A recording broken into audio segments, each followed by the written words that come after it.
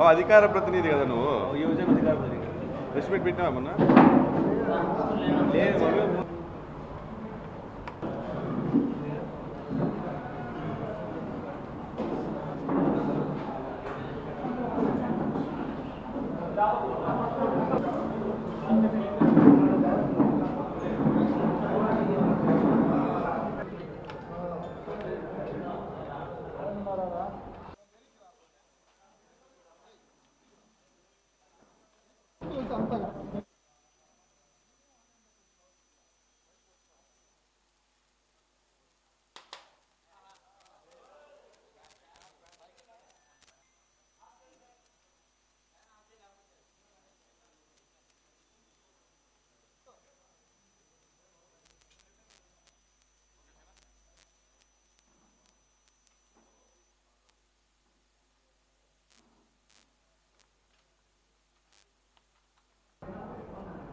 గత సంవత్సర కాలంగా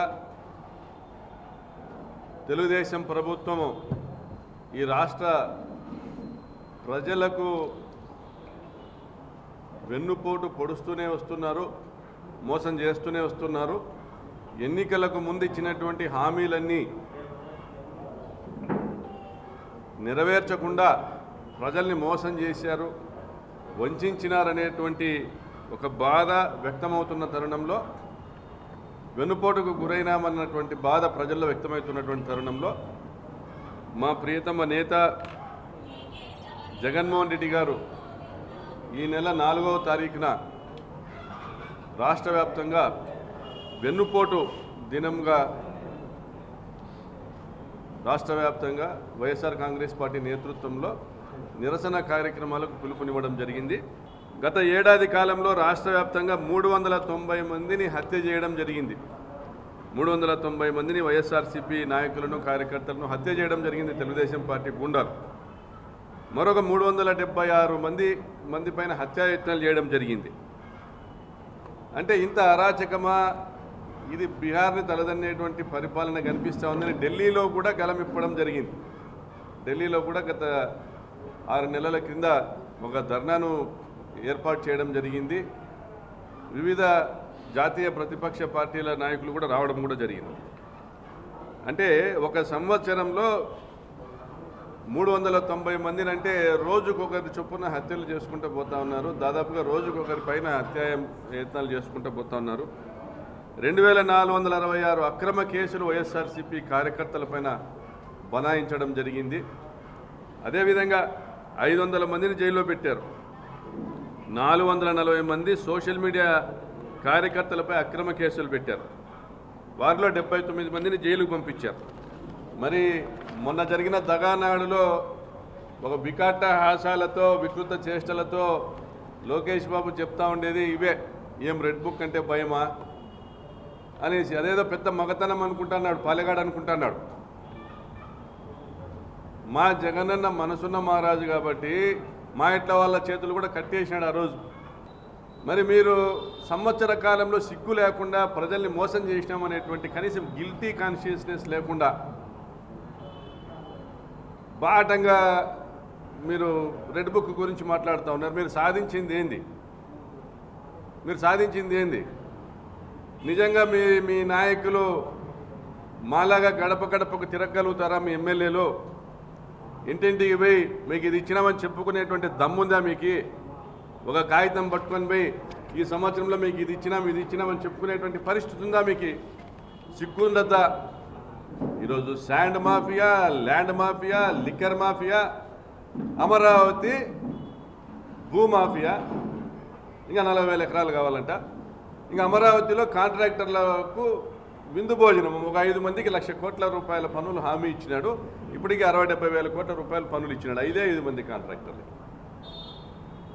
ఇక్కడ చూస్తే మహానాడులో మొన్న కూడా మాట్లాడినా, మహానాడులో తెలుగుదేశం పార్టీ కార్యకర్తలను సర్వే చేసుకుంటూ పోయింది ఒక ఏజెన్సీ. 500 శాంపుల్స్ తీస్తే దాదాపు 400 శాంపుల్స్ మా ఎమ్మెల్యేలు తింటాడారు, మా ముఖ్యమంత్రి తింటాడాడు, మా లోకేష్ కలెక్షన్లు పెట్టుకున్నాడు, మాకేంది లేదంటున్నారు.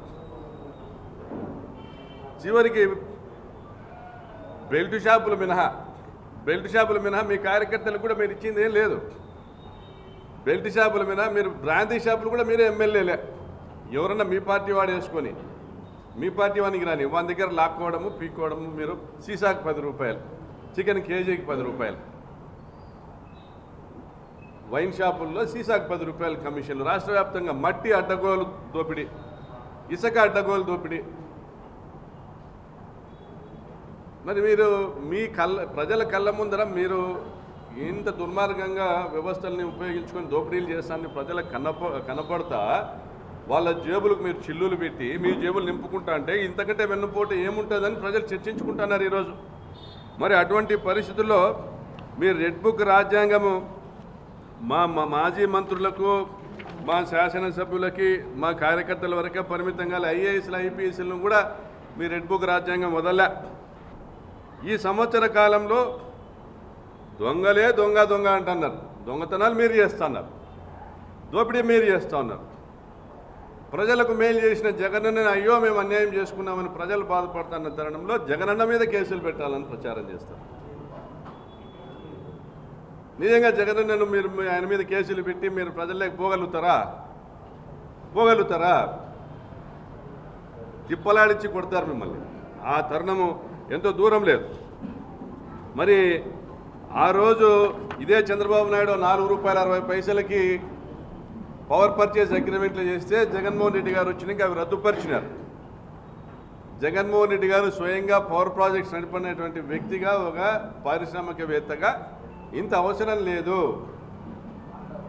2.5 రూపాయి అనేది మంచి రేటు, అక్కడికి కూడా 20 పైసలు లాభం వస్తుంది ఆ సంస్థలకి అని 2 రూపాయల 49 పైసలు ఫిక్స్ చేసి పవర్ పర్చేజ్ అగ్రిమెంట్స్ చేసినారు. ఆడబిడ్డ అనేది 1500 ఎక్కడ బా? ఆడబిడ్డలను అన్యాయం చేస్తుంది. ఆడబిడ్డలను అన్యాయం చేసిన వాళ్ళ ఉసురు తగలదా మీకు? వచ్చేటువంటి ఆసరా బాయ, వచ్చేటువంటి అమ్మఒడి బాయ, వచ్చేటువంటి చేయూత బాయ, 0 వడ్డీ అన్నీ బాయ. మిమ్మల్ని నమ్మితే గొంతు కోసినారు ఆడబిడ్డలందరూ. మరి రైతు భరోసా, రైతులు పంటలు వేసుకోవడానికి భయపడుతున్నారు. 20 లక్షల ఉద్యోగాలు అంటివి ఇంతవరకు 1 రూపాయి తీసుకురాలి. డావోస్ పోయినా, యాడీ పోయినా ఉత్త చేతులు ఎనికి రావడం తప్ప, ఫ్లైట్ల ఖర్చులు, ఫ్లైట్ ఛార్జీలు, మీ ఖర్చులు తప్ప ఏం ఉపయోగం లేదు. రాష్ట్రానికి నష్టం తప్ప మీ వల్ల. మిమ్మల్ని నమ్మి ఎవరు పెట్టుబడులు పెట్టే పరిస్థితి లేదు. అమరావతికి కూడా ఎవరు పెట్టుబడులు పెట్టేకి రావడం లే.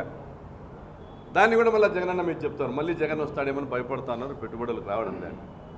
అరే మీరు చెప్పిన తప్పుడు కూతలన్నీ నమ్మినారు పారిశ్రామికవేత్తలు, వివిధ దేశాల కంపెనీలందరూ కూడా. మీరు ఏదో చేస్తారని ఇక్కడ మీరు మోసం చేస్తున్నారు ప్రజలనేది గమనించి మీరు రారనే శాశ్వతంగా నిర్ణయించుకున్నారు. కాబట్టి ఏ కంపెనీలు రావడంలే. ఇంకా మరి నువ్వు చేసిండేది ఏమి? ఎవరికి మేలు చేసినావా? నీ కొడుకు మేలు చేసినావు. మంత్రులందరూ నీ కొడుకు కాడికి పోవాలా, ఐఏఎస్లంతా నీ కొడుకు కాడికి పోవాలా. మళ్ళీ పవన్ కళ్యాణ్ కూడా మోసం చేసినావు, డమ్మింగ్ చేసినావు. ఆయన 15 ఏళ్ళు నువ్వే అంటూనే ఉన్నాడు. ఆయన కాపులను మోసం చేసినాడు. కాపులకు ఆయన వెన్నుపోటు పొడిచినాడు. కాపులకు పవన్ కళ్యాణ్ వెన్నుపోటు పొడిచినాడు. పవన్ కళ్యాణ్ ఫ్యాన్స్కి ఆయన వెన్నుపోటు పొడిచినాడు. మీరు పవన్ కళ్యాణ్కి వెన్నుపోటు పొడిచినారు, ప్రజలకు వెన్నుపోటు పొడిచినారు. శాశ్వతంగా సమాధి అయ్యేదానికి సిద్ధంగా ఉండండి. ఎంత దుర్మార్గం అంటే, జగనన్న లింగమయ్య హత్య సందర్భంగా కుటుంబాన్ని పరామర్శించేకి వస్తే హెలికాప్టర్ మీదకి జనం వచ్చినారు. ఎందుకు? మీ బందోబస్తు విఫలం కావడం, మీరు చేతులు ఎత్తినారు. హెలికాప్టర్ ఆడ కనపడతానే పోలీసులు ఎన్నికి వెళ్ళిపోయినారు. ప్లాన్డ్గా చేసినారు. జగన్మోహన్ రెడ్డి గారి భద్రతకు మీరు ఎక్కడ కూడా కట్టుదిట్టమైన చర్యలు చేయలే. సంఖ్య పెట్టినారు జనము. మీరు 1200 మంది పోలీసులు పెట్టినారు. ఎక్కడ పెట్టినారు? రోడ్లలో ఆపడానికి పెట్టినారు మా జనం వచ్చేవాళ్ళని. హెలికాప్టర్ చుట్టూ 34 మంది ఉన్నారు. వాళ్ళని జనాల్ని కంట్రోల్ చేయమని మాకు మైక్ ఇచ్చినారు. మేమే మైక్ తీసుకొని జనాల్ని కంట్రోల్ చేసుకుంటూ వచ్చినాం.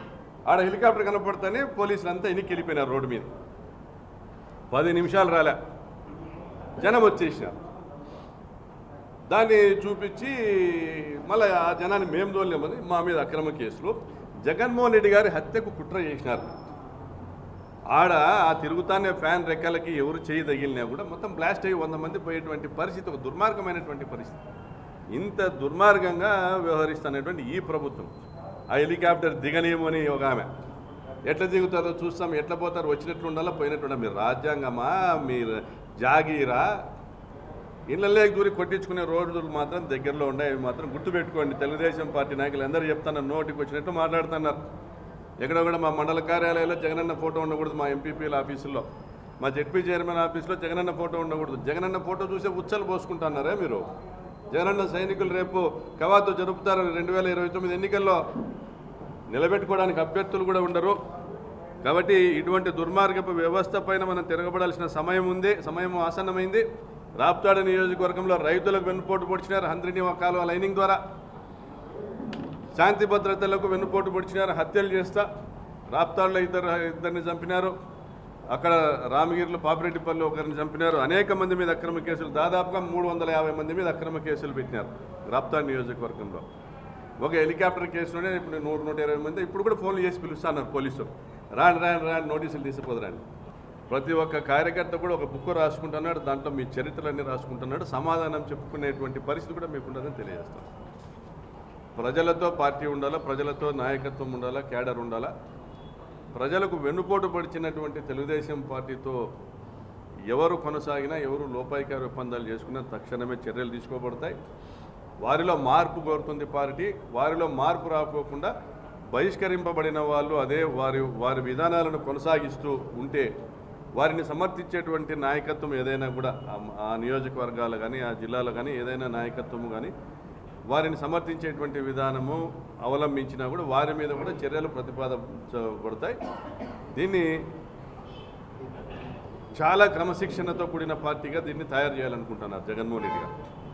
అంటే ఒక పార్టీ నాయకుడు, ఆ పార్టీ కార్యకర్త ఆ పార్టీ నుంచి బయటికి వెళ్ళిపోవాలంటే వెళ్ళిపోవచ్చు. మేము కూడా రాప్తాడు నియోజకవర్గంలో 5 మందిని సస్పెండ్ చేసినాం. ప్రతి చోట ఈ సమస్యలు ఉన్నాయి. తెలుగుదేశం ప్రభుత్వం ఏమో ప్రజలకు వెన్నుపోటు పొడుస్తూ ఉంది, పార్టీకి వెన్నుపోటు పడిచిన వాళ్ళు తెలుగుదేశం పార్టీలతో కొనసాగుతున్నారు. అంటే నిజంగా నిజాయితీ నిలబడిన కార్యకర్తలకు వందలాది మంది పైన కేసులు, అక్రమ కేసులు ఈరోజు వాళ్ళు ఎదుర్కొంటున్నారు. మరి ఒకవైపు పార్టీ వెన్నుపోటు ప్రభుత్వం మీద పోరాడుతూ, కార్యకర్తలు వెన్నుపోటు ప్రభుత్వంతో పోరాడుతూ అంతర్గత వెన్నుపోటు దారులతో కూడా వాళ్ళని కూడా ఎదుర్కోవాల్సిన పరిస్థితి ఉన్నప్పుడు మన పోరాటం బలహీనమవుతుంది. కాబట్టి క్రిస్టల్ క్లియర్గా పార్టీతో ఉండేవాళ్ళు, ప్రభుత్వానికి వ్యతిరేకంగా పోరాడే వాళ్ళని మాత్రమే ముందుకు తీసుకొని పోతుంది వైఎస్ఆర్ కాంగ్రెస్ పార్టీ. అటువంటి విధానం లేని వాళ్ళని పక్కన పెట్టాలనేది ఒక తీర్మానం. రాష్ట్ర వ్యాప్తంగా దాదాపుగా రాష్ట్ర వ్యాప్తంగా ఒక 120 నుంచి 125 మంది మీద చర్యలు తీసుకోవడం జరిగింది. రాష్ట్ర వ్యాప్తంగా రాప్తాడు నియోజకవర్గంలో 5 మందిని సస్పెండ్ చేయడం జరిగింది. రాప్తాడు నియోజకవర్గంలో 5 మందిని సస్పెండ్ చేయడం జరిగింది. వారి చర్యలు అన్నీ కూడా పార్టీ గమనిస్తూ ఉంటుంది. క్రమశిక్షణ కమిటీ సభ్యునిగా వారిలో ఎవరిదైనా మార్పు వస్తే వాళ్ళను మళ్ళీ పార్టీలోకి తీసుకోవాలనేసి నేను ఒకరిద్దరు గురించి లేఖ కూడా రాయడం జరిగింది. ఇంకా కొంతమంది వారి పద్ధతులు మారలేదు, సో వాళ్ళను శాశ్వతంగా బహిష్కరించాలనేసి ఒక 2 శాశ్వతంగా బహిష్కరించాలని